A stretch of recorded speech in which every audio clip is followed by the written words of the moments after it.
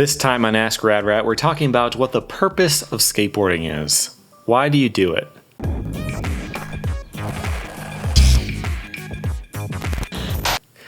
Welcome back to Rad Rat Video, a channel about skateboarding in all of its forms.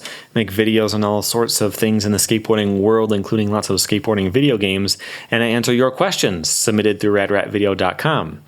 First one today is from Granite Jade, who says, skateboarding always had periodical waves of public interest with ups and downs. Do you think that skateboarding is at its highest and will crash like the real estate market? What would happen with such new and not well-established brands like April Skateboards or Disorder Skateboards? Do you think that they would go broke and that Nyjah and Shane O'Neill would go back to the big brands? Love your videos.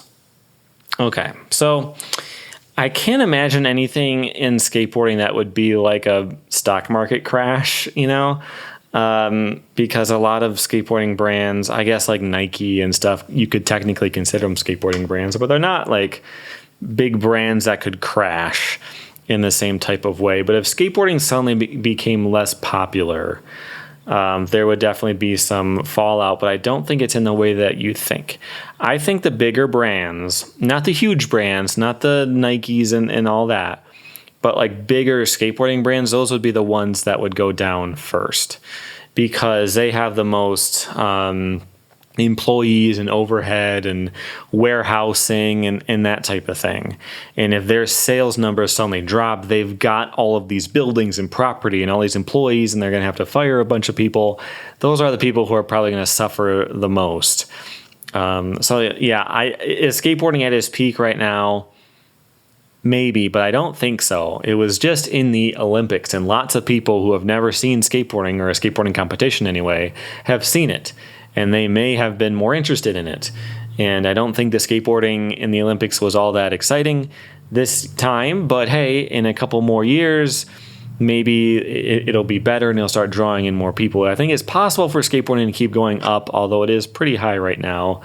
Lots of new games coming out too. If Skate 4 hits around the time that the next Olympics happens, it can go up. But if it doesn't, I do think it's the bigger brands that are going to be in trouble. And I think the smaller ones are who are going to actually survive. So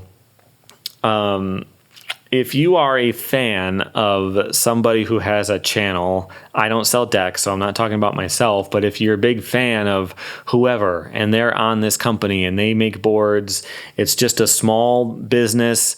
The guy has maybe a little like a storage unit or just a bunch of boxes of boards in his garage and a lot of fans of the people he sponsors, and they all have their own followings on YouTube and Instagram and stuff like that. That brand would be more likely to survive. Because if you're that big of a fan of these people, then you're not the type of person who's going to leave because it becomes less cool. The people who leave because it becomes less cool are the ones who would go to the mall and buy a new board sometimes. And they're not buying that much. If you just skate because you think it's cool and you want to blend in with your friends, you're not buying that much stuff.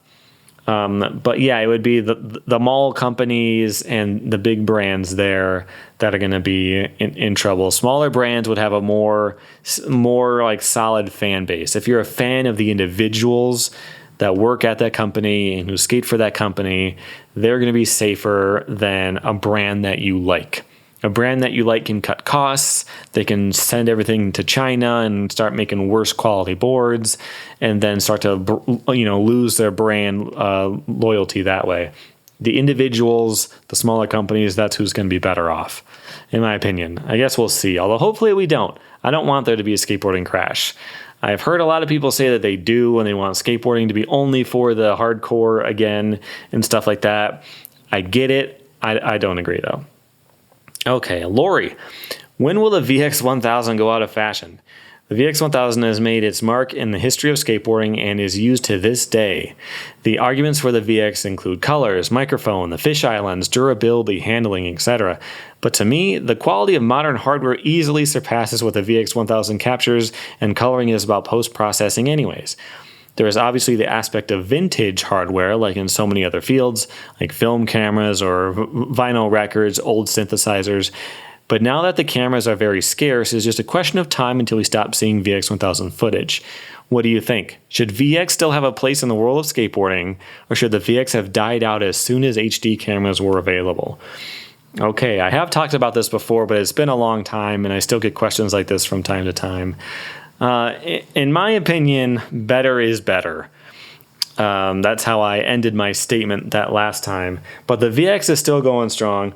I actually got a video from Quasi. It's called Grand Prairie. They sent it to me on a VHS tape. It's actually a tape in there. It's not like clever packaging for a flash drive or something. I don't even know what you'd sell it on now. You could sell it on a Blu-ray, I guess. But yeah, they made a tape for their skate video. And part of me really enjoyed it because, I mean, I couldn't watch that copy. Obviously, I don't have a VCR, but they did give me a copy I could actually watch. And I really liked it because I liked the classic full video quality to it, which you don't get now. Like an individual skater would put out their part, and then somebody else might put out a part next year. You don't usually get one finished final product together all at the same time as much these days. So there was a lot of nostalgia and interest for me in that. But I don't think that's going to last forever because people who grew up with buying the latest tape from their skate shop, they're getting older. Not a lot of people are really thinking back fondly on the days when you could get a skate video like that. So I don't think that's going to stay around for all that much longer. Also, back when that stuff was popular, back when you could buy a tape, they would always do effects to make it look like film. If you go back and you watch some of the stuff from around 2000 to 2005 type of eras when I used to see it a lot, they would always have effects where like this skit is in, there's like film grain and the little dots coming up, like the film is worn down and there's holes in it and it's like dusty and grainy and it's kind of shaky and try to make it look like it was on film. They used to do that a lot. And like most parts would end with like the film burns through so that it kind of just gets bright and kind of turns like orange and stuff as the film burns. Like all kinds of effects that were meant to look like film. Nowadays, you could do effects that look like tape and it would be kind of the same thing. I've actually seen some where you can make it look very convincingly like tape. There's even like Snapchat filters where you can make it look like you're on a VHS tape. So to me, my personal opinion is if that's the art style that you're trying to go for, cool. If your project has an art direction and that's what you want, I support that because I always think it's more interesting to have a specific flavor to your project instead of just let's film our best skating, let's put our name in like a plain font, and that's it. If it has a feeling and a flavor, that's a good thing. But I don't think the VX really needs to be there anymore. You could shoot in HD and do effects to make it look like it's on film, it's on tape, I mean, and you could still have the original footage. You can have it in 4K. Like on a GoPro, you can shoot, I do 1080, 120 frames a second. I think you can do 60 frames in 4K, but mine's kind of old. You might even be able to do a 120 4K at this point. I'm not sure. But if you could, or even in 5K, there are cameras that you can shoot in 5K, which is bigger than the screen. So you have to crop down. And that gives you some room, so if the camera's shaky, you can move it around and use more of the frame because you have extra information all around the edges. That kind of stuff. Cameras are so much better now that to me, I don't see any reason to go for it other than going for a theme, but I think you can do it better now. And cameras are better. So part of your question was if as soon as HD cameras came out, was there no reason to use the VX anymore? I don't think so. A bad HD camera is not going to be as good as a really nice SD camera, So there's more than just how sharp it is. There's also how it handles light. There's also, how well it can does it have to focus by hand, or can it focus really easily, tracking skateboarding no problem? If you drop it, is it going to break? But yeah, all kinds of different things that are not just about how sharp the pixels are. But these days, the VX, I mean, I bet your iPhone could do better in a lot of specific ways. So yeah, I'm fine with people using the VX. I'm not going to tell them not to. I'm not going to say they're wrong. I'm not going to make fun of them for it. Personally, I don't see any reason to do it these days. Okay, next question is from... Actually, I'm going to... So last time I talked about this, one of the arguments that I would get is the fisheye.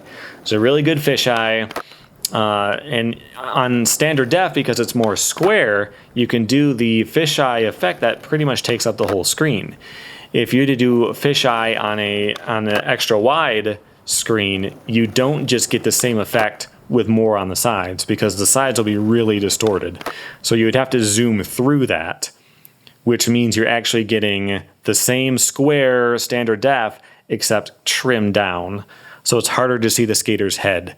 So if you want that super close view where the lens almost hits the guy's shoe as he's about to do a trick, that's harder in HD.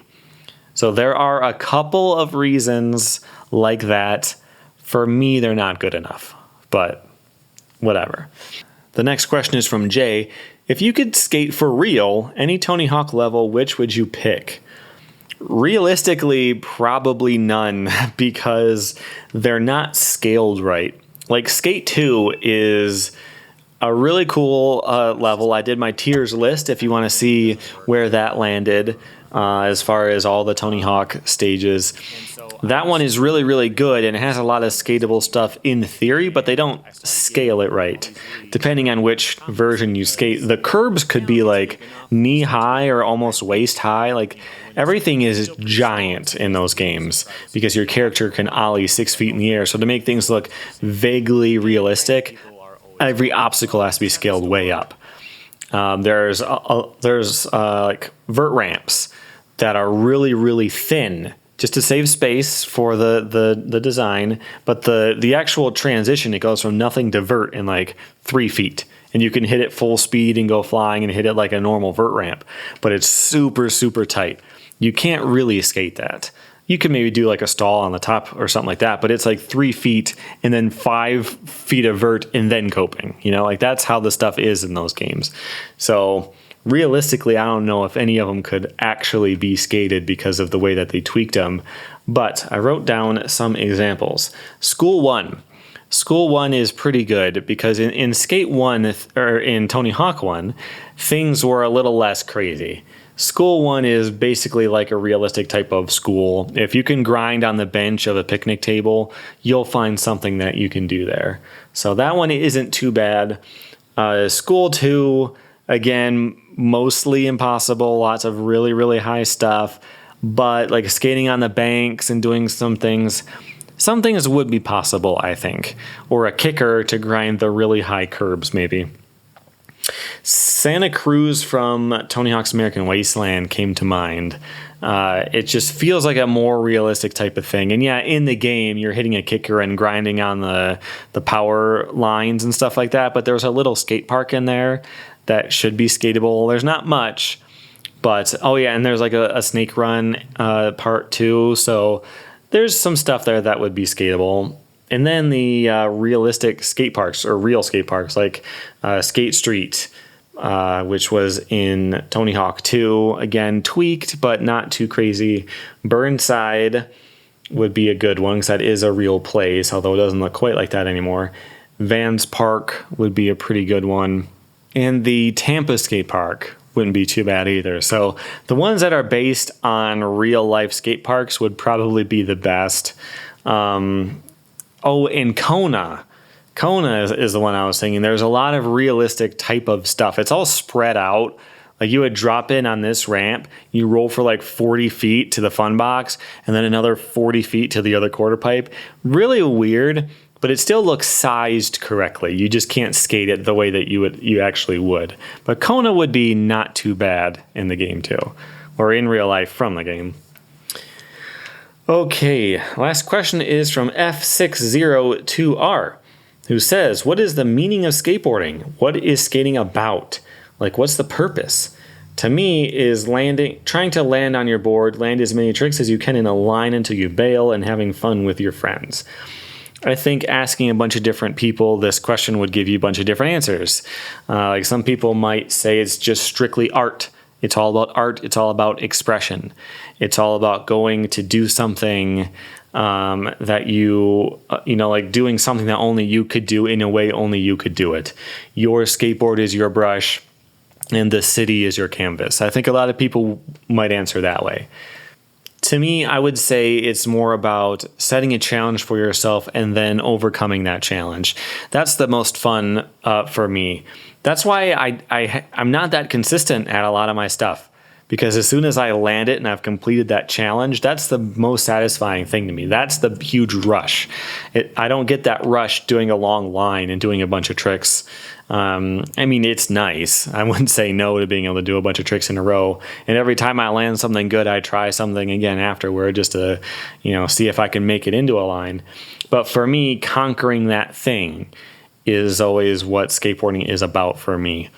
And this could be for anything that you do. If you like to run, you could run and challenge yourself to run a full mile without stopping.